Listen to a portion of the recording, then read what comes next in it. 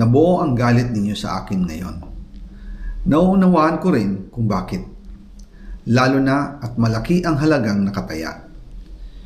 Pero bago kayo humusga, hayaan ninyong ipaliwanag ko ang buong katotohanan. Matagal akong hindi nagsalita dahil may direktang utos sa akin. Huwag nang bumalik ng Pilipinas at manahimik na lamang. Umalis ako noong July 19, 2025 para sa aking medical check-up. Nakaplanong bumalik pagkatapos ng SONA ni Pangulo. Pero habang papauwi na ako, tinawagan ako ni dating Speaker Martin Romualdez at sinabihan, "Stay out of the country. You will be well taken care of as instructed by the President."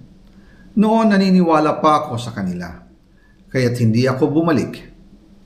Tumikom ang aking bibig, sumunod ako, pero ang